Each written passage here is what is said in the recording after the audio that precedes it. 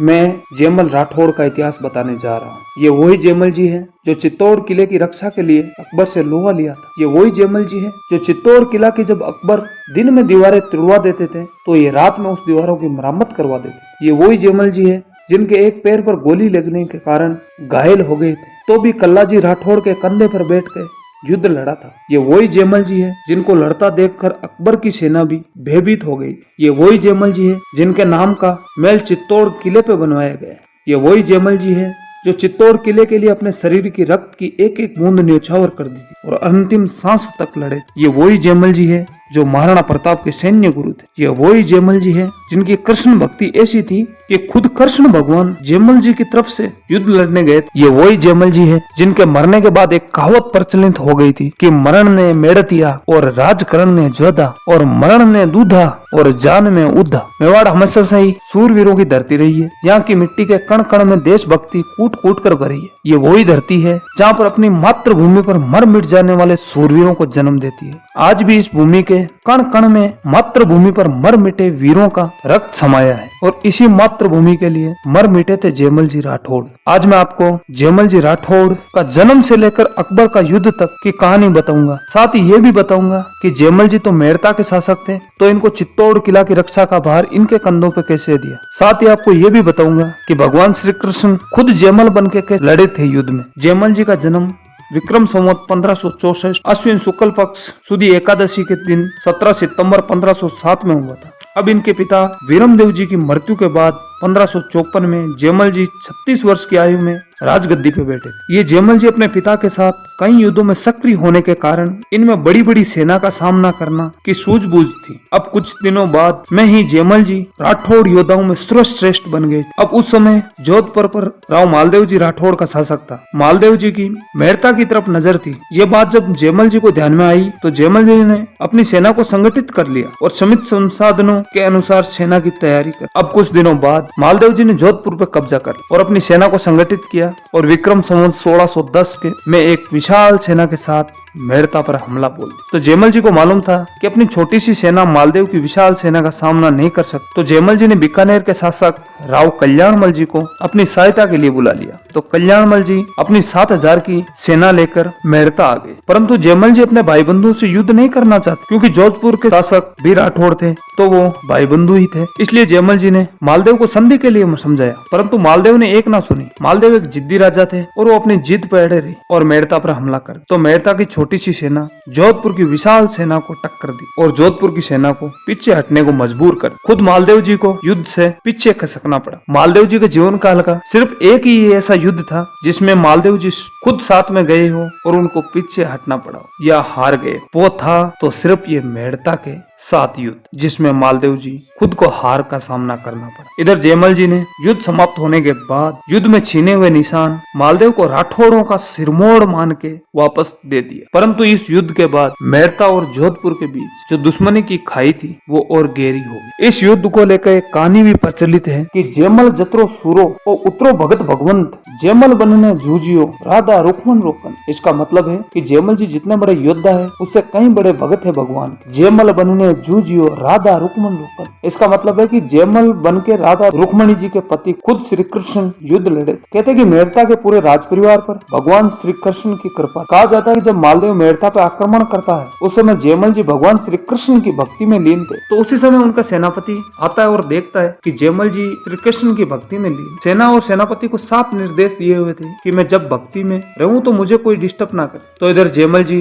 अपनी कृष्ण भक्ति कर रहे थे। तो सेनापति ने देखा कि जयमल जी कृष्ण जी की भक्ति में लीन है तो उन्होंने जाकर जयमल जी की माता जी को यह संदेश दिया कि मालदेव मेड़ता पर आक्रमण कर। तो जयमल जी की माता जयमल जी के पास आती है और जयमल जी को कहती है कि मालदेव मेड़ता पर आक्रमण कर दिया। तो जयमल जी अपने हाथ के इशारे से कहते हैं कि सेनापति को कहो कि आप सेना लेके चलो, मैं पीछे पीछे आ रहा हूँ। जयमल जी की माता जी ने सेनापति से कहा कि आप सेना लेके चलो। सेनापति अपनी सेना लेके गया और युद्ध किया और वहाँ मालदेव की सेना को पीछे हटा दिया। मालदेव किसी युद्ध में अपनी सेना के साथ नहीं गया था और वो साथ गया था तो वो सभी युद्ध जीत कर आए। परंतु एक ये ऐसा युद्ध है जिसमें जिसमें मालदेव जी खुद सेना के साथ थे और हार गए। ये युद्ध ऐसा सिर्फ मेड़ता के खिलाफ ही हुआ जिसमें मालदेव जी खुद हारे। बाकी किसी युद्ध में मालदेव जी खुद गए थे तो उस युद्ध में जीतकर भी आए। अब इधर जयमल जी अपनी पूजा समाप्त कर युद्ध भूमि की तरफ निकले तो उन्होंने देखा सेना नाराबाजी कर रही, मेड़ता जिंदाबाद, जयमल जिंदाबाद। तो जयमल जी ने सेनापति से जाके पूछा कि क्या हुआ है। तो सेनापति ने मुस्कुराते हुए कहा कि आपका इस युद्ध में खतरनाक प्रदर्शन की वजह से हम ये युद्ध जीत गए और मालदेव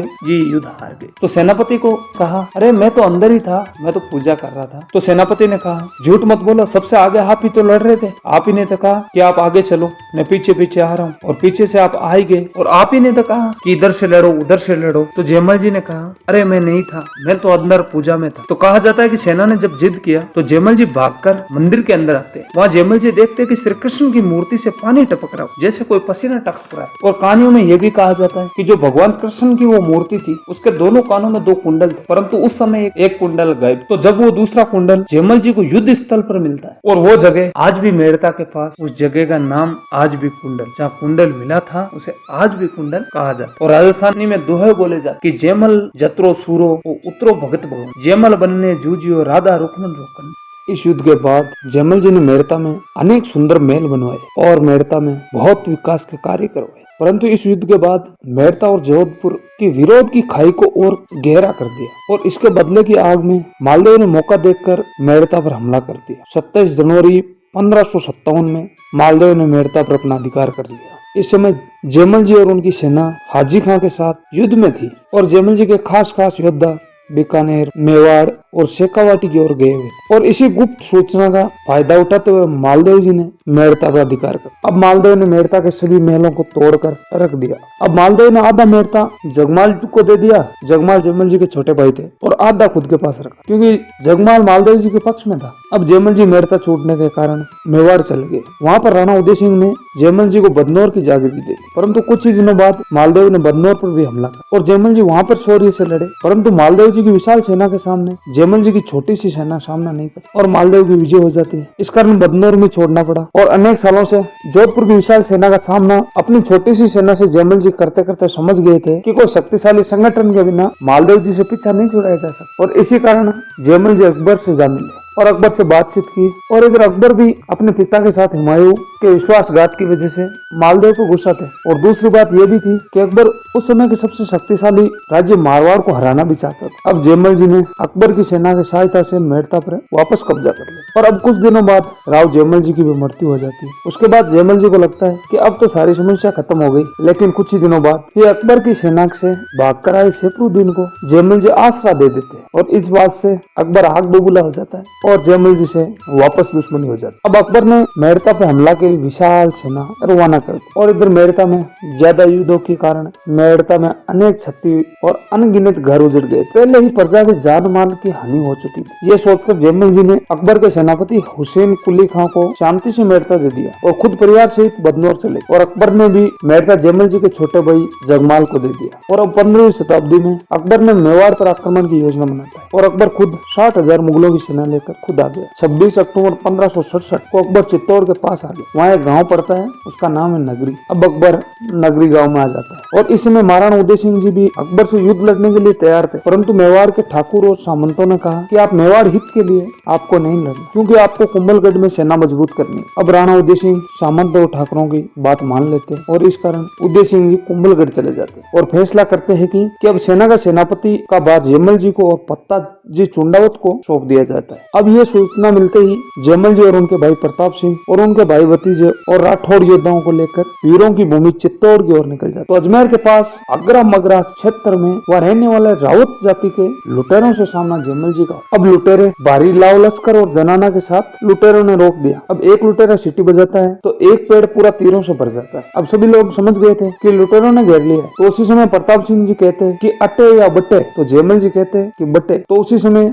सभी कीमती सामान, गहने सभी वहीं छोड़ देते और आगे निकल जाते। अब लुटेरों को ये समझ में नहीं आता है कि राजपूतों की सेना होकर अस्त्र शस्त्र होने के बाद भी बिना कोई लड़ाई कोई विवाद के बिना ये कीमती सामान कैसे छोड़ देते। और इधर जयमल जी की सेना नाथ द्वारे में श्रीनाथ जी के दर्शन ही कर रही थी, तभी पीछे से लुटेरे आ जाते और लुटेरों के सरदार ने जयमल जी से पूछा कि अट्टे और बट्टे का क्या मतलब है। तो जयमल जी ने कहा कि यहाँ अपने धन के लिए लड़े या वहाँ मुगलों से अपनी आन बान शान के लिए लड़े। और उसी समय लुटेरे ने कि सरदार के आंखों में पानी आ जाता है और जयमल जी के पगा पड़ जाता है और माफी मांगने लगता और अपनी टुकड़ी को जयमल जी को कहता है कि आपकी सेना में सम्मिलित कर लो। तो जयमल जी कहते हैं कि तुम ये लूटपाट छोड़ो और इन मुगलों का सामना करो। तो कहा जाता है उन लुटेरों ने आधे रास्ते तक जयमल जी के साथ आए, उनको आधे रास्ते तक छोड़ा और उसके बाद में वापस चले गए। और इधर जयमल जी चित्तौड़ पहुंच गए थे और किला के अंदर प्रजा को सुरक्षित बाहर निकाल रहे थे। तभी मालूम चलता है कि मुगल सेना 10 किलोमीटर दूर डेरा जमा चुकी है। तो जयमल जी ने किले के 9 दरवाजे बंद करवाए और किले के अंदर थे तो 8000 राजपूत भी। और अब जयमल जी विकट परिस्थिति और युद्धों के अनुभव थे, उन्होंने खान पीन की सामग्री और अस्त्र शस्त्र इकट्ठे करे और युद्ध की तैयारी में लग गए। अब इधर अकबर चित्तौड़ दुर्ग की जानकारी इकट्ठी करा और रणनीति कर ली और दुर्ग को विशाल सेना से घेर लिया और बैठ गए। अकबर को लगा कि कुछ दिनों में उदय सिंह जी आएंगे और मेरे से संधि कर लेंगे। फिर फाइनली अकबर को पता चलता है कि अंदर उदय सिंह जी है ही नहीं। तो अकबर क्या सोचता है कि चलो तोपों से किले की दीवारें तोड़वाई जाए, आज थोड़ी तोड़ेंगे, कल थोड़ी तोड़ेंगे, परसों पूरी तोड़ देंगे, अंदर घुस जाएंगे। तो कहा जाता है अकबर दिन में दीवारें तोड़वाता था और रात में जयमल जी वापस मरम्मत करवा देता। अकबर सवेरे उठता था तो देखता अरे यार कल तो इतनी तोड़ी थी ना, आज ये रातों रात दीवार वापस कैसे बन गई। तो ये ऐसे ही 2-4 दिन 5 दिन 10 दिन चलता रहा। तो अब क्या होता कि बात तो वही, अकबर दिन में हमला करता है और इधर जयमल जी रात में दीवार वापस बनवा देते। तो इस बात से परेशान होकर अकबर पूछता है कि इतना ये महान आदमी है कौन। तो अकबर को कोई लोग बताते हैं कि ये जयमल जी है। अकबर कहता है कौन सा जयमल, वही जयमल मेड़ता वाला राजा। तो अकबर कहता है तो फिर रुक जाओ, क्योंकि खुद का घर एक तो खुद से लेना मुश्किल हो जाता है, दूसरे से लेना इतना मुश्किल नहीं होता। तो अकबर के मन में क्या आया कि जयमल जी को लालच देंगे और अपन कब्जे पे कब्जा। तो अकबर क्या करता है टोडरमल जी को बुलाता है और उनके साथ एक पत्र लिखता है और टोडरमल जी को कहते हैं कि आप जाओ जयमल जी से बातचीत करो, उनको समझाओ कि ये किला मुझे दे दे, मुझे राजा बना दे, तुझे मैं तेरा मूल राज्य है मेड़ता है वो वापस दे दूंगा, जो भी हुआ है वो जो भी गुस्सा है वो थूक दे, अब आज से तू तेरा मेड़ता में चला जा। यहाँ तेरा वैसे भी है क्या, चित्तौड़ में तेरा क्या है, तू क्यों लड़ रहा है मैं उदय सिंह जी की तरफ से, फोकट में तेरा कुछ जा रहा ही नहीं है, तेरे को मैं तेरा मूल राज्य मेड़ता वापस दे रहा हूँ। तो जयमल जी ने साफ मना कर, जयमल जी कहते हैं नहीं मुझे नहीं चाहिए मेड़ता, मैं आपको किला नहीं दूं। तो जयमल जी वापस पत्र लिखते हैं कि है गढ़ मारो हूँ मैं धनी, असुर फिरे किम आन, ऊंचा जय चित्रकूटरी दीजी मुही दीवान। अर्थात इसका मतलब है कि गढ़ मारो है, मैं हूँ इस गढ़ का धनी, दुश्मन फिरे चाहे दूर, ऊंचा जय चित्रकूटरी, चित्रकूट बोले तो चित्तौड़, ऊंचा बोले तो चाबी, कि चित्तौड़ की चाबी मुझे चित्तौड़ के राजा जी ने दी है तो ये गढ़ मेरा है। जयमल लिखे जवाबी सुनिए अकबर साहा,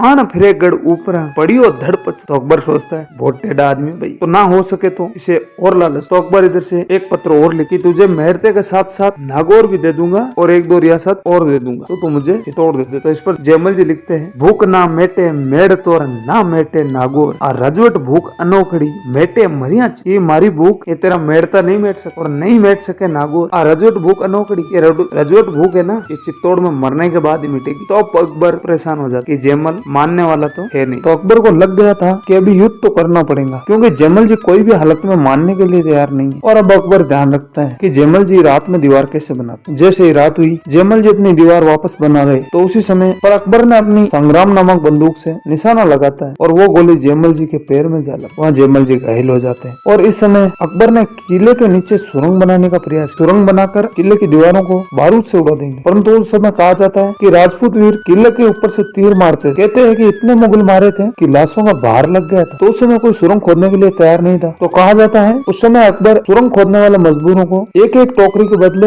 एक एक सोने की मोहर देते थे ताकि कार्य चालू रहे सुरंग खोदने का। और इसी कारण कहा जाता है कि इस युद्ध में मिट्टी की कीमत सोने से ज्यादा होगी। और दूसरी ओर किले में अनाज का भंडार कम होने लगा, क्योंकि अकबर कई दिनों से बाहर डेरा लगाकर बैठा था। तो राजपूत वीरों के पास कोई दूसरा उपाय नहीं था, उपाय तो सिर्फ एकमात्र थी कि अब तो जोर और छाका करनी पड़ी। तो इसके बारे में चर्चा करते हैं। तो कहते हैं कि उसी समय जोर का नेतृत्व रानी फूलकुंवर करती है और फूलकुंवर पत्ताजी चुंडाउत की पत्नी थी और जयमल जी की बहन थी। राजपूत वीर और वीरांगना साका और जोर के लिए तैयार। जोर और साका का मतलब होता है कि जितनी भी रानियां हैं वो अपने आप को अग्नि को सौंप दे। और पुरुष क्या करते हैं कि सिर पर एक केसरिया पगड़ी बांधकर युद्ध के मैदान में उतरे। और जब केसरिया धारण करके राजपूत निकलते हैं तो उसी समय जयमल जी भावुक हो जाते और कहते हैं देखो मेरा दुर्भाग्य, मेरे पैर में गोली लगने के कारण मैं घायल अवस्था में हूँ, इस कारण मैं युद्ध नहीं कर सकता, अपनी मातृभूमि के लिए काम नहीं आ सकता। आप सब तो युद्ध में मातृभूमि के लिए काम आओगे और लड़ते लड़ते वीर गति को प्राप्त हो जाओगे। मेरी भी यही इच्छा थी कि मैं लड़का लड़का वीर गति को प्राप्त हूँ, परंतु ये दुर्भाग्य है मेरा कि मैं चल भी नहीं पाता। तो उसी समय कल्लाजी राठौड़ जयमल जी से कहते हैं कि काका आप चिंता मत करो, आपको मेरे कंधों पर बैठाकर मैं युद्ध करूँ। तो उसी समय जयमल जी बहुत खुश हो गए कि कल्ला मुझे अपने कंधों पे बैठा के युद्ध करे, और कल्लाजी राठौड़ के कंधे पे जयमल जी राठौड़ पे और युद्ध लड़े। नीचे 2 हाथ कल्लाजी के चलते थे और ऊपर 2 हाथ जयमल जी। तो इसीलिए कल्लाजी को आज घर घर में लोग देवता के रूप में पूजे जाते हैं, उन्हें 4 हाथों के देवता भी मानते हैं और उनकी पूजा करते। अब ये दिन 25 फरवरी 1568, इस दिन 700 रानियों ने जोर और 8000 राजपूत वीर जोर उनको नमन करके युद्ध के मैदान में इन महारानियों और चित्तौड़ के वीरों को मैं नमन कर। अब राजपूत वीर मुगलों पर काल की तरह टूट पड़े। इस युद्ध में मात्र 8000 राजपूत वीर योद्धा ने अकबर के 40,000 मुगलों को काट मात्र 3 मिनट। और जयमल जी राठौड़ और कल्ला राठौड़ को देखकर अकबर भी भरा गया कि वो हिंदुओं का भगवान 4 भुजा नाथ तो नहीं है। तो डरते हुए अकबर ने अजमेर शरीफ की दुआएं की और कहा कि इस युद्ध में मैं विजय होने के बाद अजमेर अपना सिर झुकाने अवश्य आऊंगा। और इस युद्ध में अकबर, पत्ताजी चुंडावर और जयमल जी राठौड़ से प्रभावित कि ऐसे वीर योद्धा मैंने आज से पहले नहीं तो देखे हैं और मुझे लगता है नहीं देखूंगा। तो इस समय जयमल जी कल्ला जी के कंधे पे बैठ के रक्तचंडी को नमन करके मुगलों के काल बन गए। और इस युद्ध में 8000 राजपूत वीर अपने शरीर की